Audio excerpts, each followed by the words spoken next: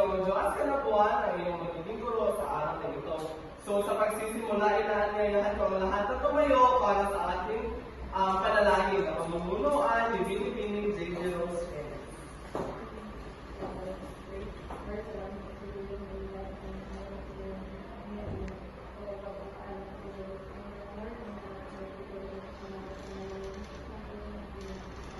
So bago mo ang lahat, ipulot muna ng mga talas na nasa ilalim ng upuan at ayos ang mga hanin ng iyong upuan. So sa pagtatala ng ribbon, maaari ko pang tanongin ang ating class monitor kung may ribbon sa araw na ito. Wala pong ribbon sa araw na ito, sir. So, mahusay. So bago natin sisimulan ang talakayan sa araw na ito, ay magkakaroon muna tayo ng laro. No, alam ko na pamilya na kayong lahat sa laro nito. Ito ay tinatawag na arrange me. So may mga hinanda ako mga papel dito na dinukit. At sa ating gawain ay nais ko na ayusin ninyo o buuin ninyo ang mga salita na nakajumbled at nakajumbled na salita at ipikit niyo dito. At ang salita na inyong mabubuo ay may kinalaman sa ating paksa o talakayan sa araw na ito. So, mauuna muna si Binibining J.J. Rose para hindi masyadong magulo. Binibining J.J. Rose naman. Buuin mo at i-dikit mo.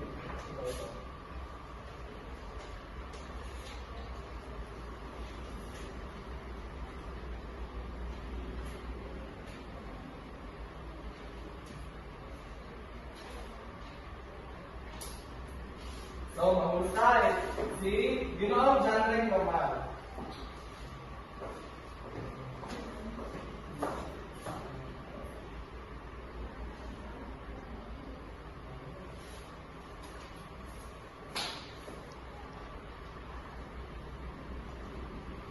At si Binibining Princess Normal para sa pangatlong salita.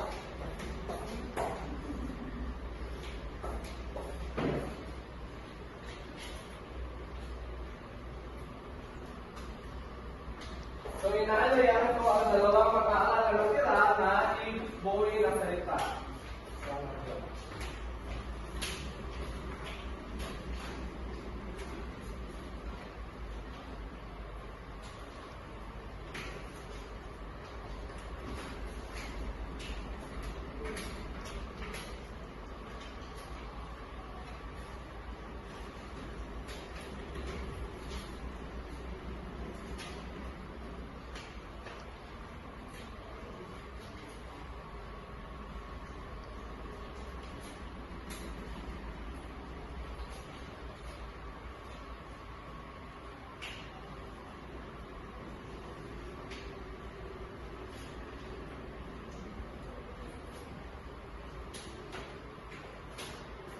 So, mahusay, bigyan ng limang bagsak ang sarili. Maaari mo bang basahin ang mga nabuo ninyong salita? Ready, go. Mauri ang evaluasyon. So, sa araw na ito, ang ating talakayan ay patungkol sa mga uri ng evaluasyon. So, bago tayo dadako sa ating formal na talakayan, ay tatanungin ko muna kayo kung may natutuhan ba kayo o may naalala ko ba kayo sa ating nakaraang talakayan. O, Binibining Princess? So, ang tinalakay po natin noon ay patungkol po sa mga modelo na pagpapatupad na kurikulum. So, ito po ay isang kritikal na ito sa proseso ng edukasyon. Mahalaga ang maayos na pagpapatupad upang masiguro ang epektibong pagtuturo at pag-aaral. Mahusay, bigyan ng limang bagsak si Princess.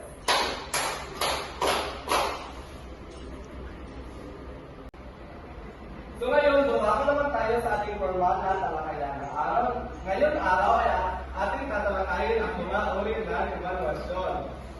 So, mga layunin. May tatlong layunin tayo sa araw na ito. Una ay pagtukoy sa mga uri ng evaluasyon.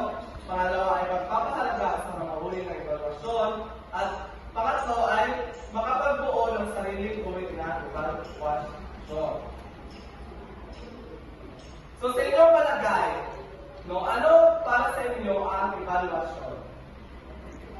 Kung marinig nyo ang salita evaluation, ano ang sumasagi sa inyong isipan? Feedback. Genre? Feedback. Husay. Binibining sa kaya? Pagsusuri. So, so ang mga sagot nyo lahat ay tama.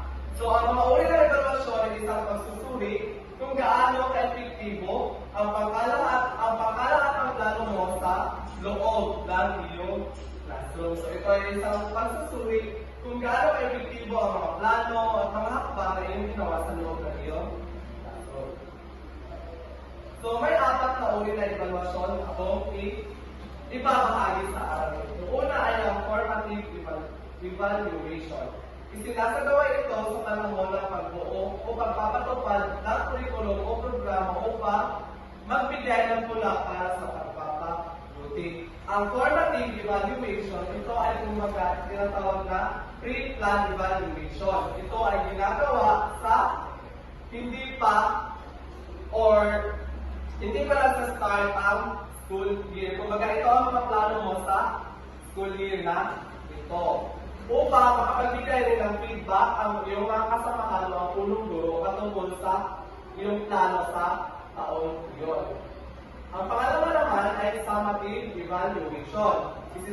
Isinasagawa ito sa pagkatapos ng isang panuruang taon or school year upang malaman ang pagkalahat at pagiging epektibo at epekto ng iyong kurikulum. Ang formative evaluation ay ginagawa sa hindi pa nagsisimula ang school year. Ang summative evaluation, ito ay ginagawa sa pagtapos ng isang panuruang taon. Dito natin malalaman kung epektibo ba o kung ano ang epekto ng iyong kurikulum na ipinatupad sa loob ng classroom. Ano ba ulit ang ng uri ng evaluasyon? Formative evaluation. Ano nga ulit ang unang uri ng evaluasyon? Formative evaluation. Pangalawa, Summative evaluation.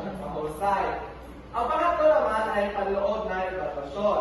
Isinasagawa ng mga pangkat sa loob ng isang organisasyon o institusyon.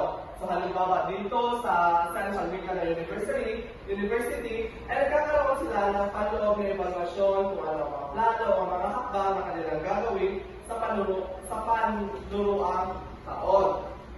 At pang-apat naman ay panlabas na pagsusuri. Ito naman ay isinasagawa ng mga individual o pangkat sa labas ng organisasyon o institusyon.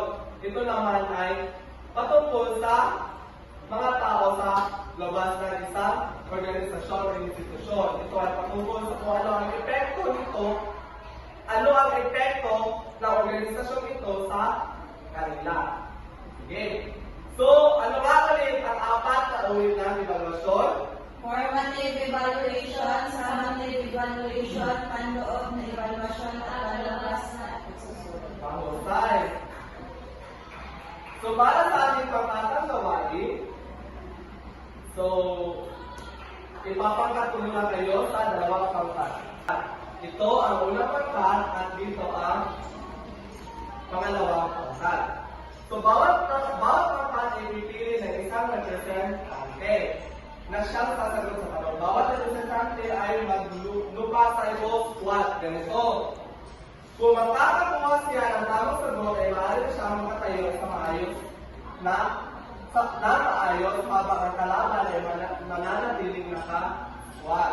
So, kung hindi mo nakuha ang tamang sagot, so mananatiling na naka-squat, habang ang iyong kalaban na nakukuha ng tamang sagot ay maaari na siyang makatayo ng maayos. Okay? So, sino ang representative dito? Okay, JJ Rose and Vincent. Maaari na kayong tumayo dito sa harap.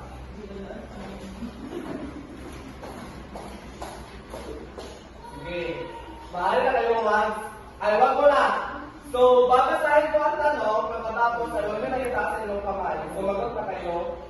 O kung alam nyo ang sagot ay sumagot na kayo. Sige. Sige, maaari na kayong mag-strong.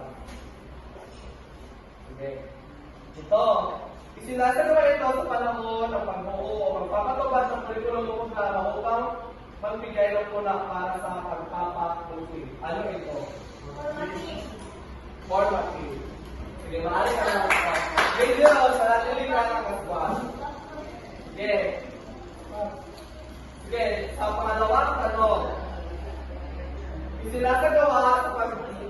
pagkatapos ng isang panunuang taon upang malaman ang pangkatang pagiging epektibo at epektibo. 1, 2, 3, go! Tama din naman ang videos. What? Isinasagawa sa loob ng isinasagawa ng mga pangkat sa loob ng organisasyon o institusyon. 1, 2, 3, go! Oh, manatili ka nakaswat. Isinagawa ng mga individual o pangkat sa labas ng organisasyon o institusyon. 1, 2, 3, go! Mahusay! Bigyan ng mga bagsak ang pangalawang pangkat. So, ang pangalawang pangkat ay nakukuha ng 3 puntos at ang unang pangkat ay nakukuha ng 1 puntos. So, sa paglalakad, so, base sa ating itinalakay, ano ang inyong mga natutuhan ngayong araw?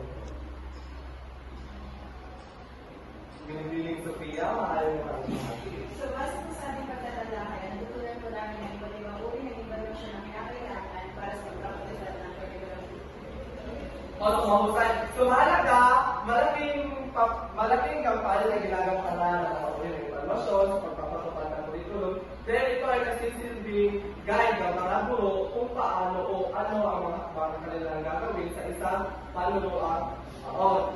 So, para sa ating evaluasyon, ay gagawa kayo ng sarili ninyong uri ng evaluasyon, isa lamang ang gawin. Isulat ito sa kaapat na papel at bibigyan ko lamang kayo ng 5 minuto para sagutan ang gawain.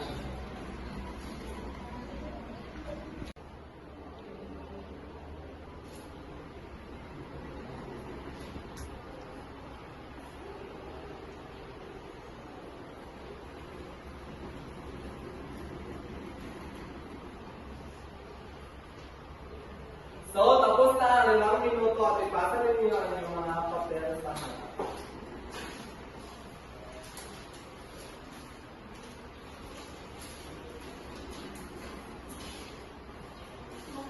Para sa ating taktang aralin, sumulat na sa design patungkol sa kalagahan ng mga uri ng evaluation. So, maraming salamat sa iyong pagkikinig sa araw na ito at naway may natutuhan kayo. Maraming salamat. Bye.